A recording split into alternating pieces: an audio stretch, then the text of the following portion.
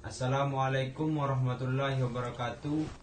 Perkenalkan, nama saya Randa Islami dengan nomor induk mahasiswa D1A020442, mata kuliah Hukum Tata Negara kelas G1. Sebelumnya saya berterima kasih kepada Bapak Haji Sopwan SH MHum dan Ibu Rizka Ari Amelia SH MH. Baik, pada kesempatan ini saya akan mempresentasikan tentang hukum tata negara. Bicara tentang hukum tata negara mempunyai beberapa asas. Salah satunya adalah asas kedaulatan rakyat yang saya bahas pada pertemuan ini. Langsung saja, kedaulatan adalah kekuasaan tertinggi untuk menentukan hukum yang tertinggi yang berlaku dalam suatu negara.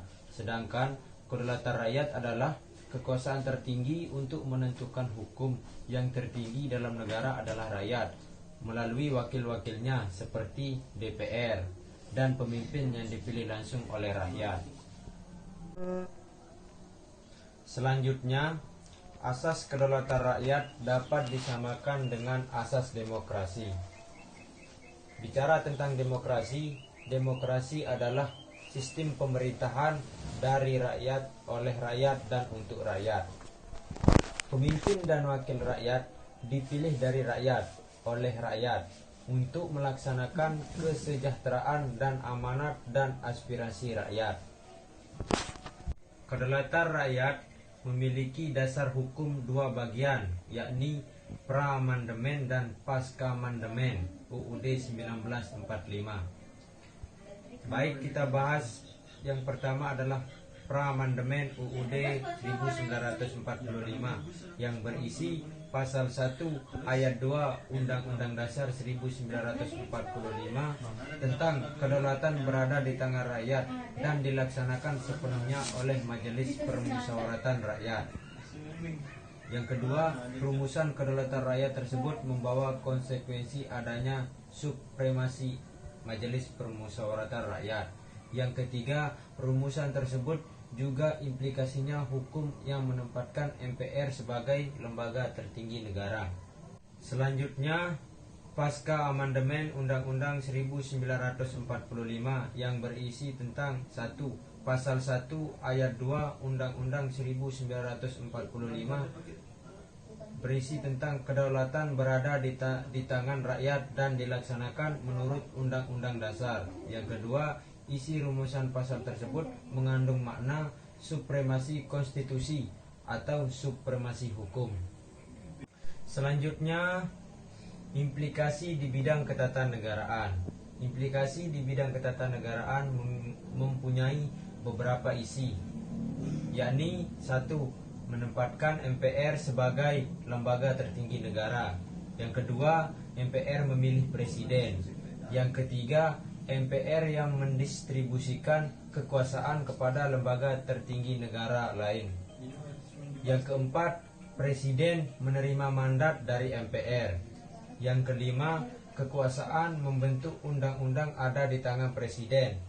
Ada pada pasal 5 ayat 1 Undang-Undang 1945. Yang keenam, kekuasaan yang besar pada presiden. Yang ketujuh, DPR tidak sepenuhnya mengembang dan menyalurkan aspirasi rakyat karena adanya mayoritas tunggal. Yang kedelapan, ide parpol tidak bisa berkembang.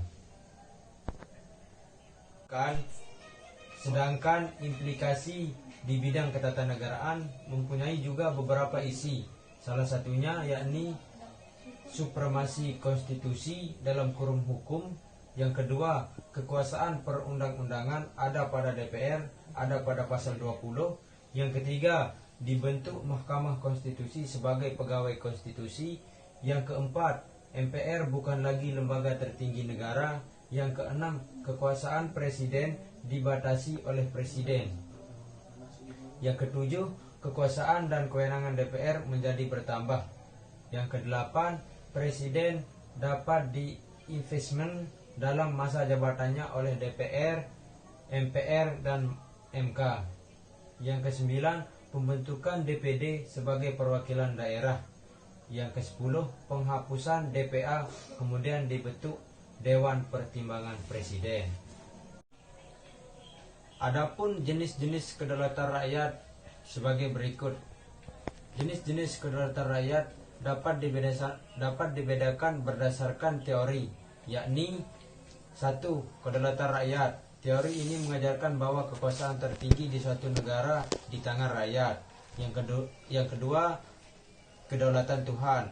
Teori ini mengajarkan bahwa penguasa mendapat kekuasaan yang tertinggi dari Tuhan.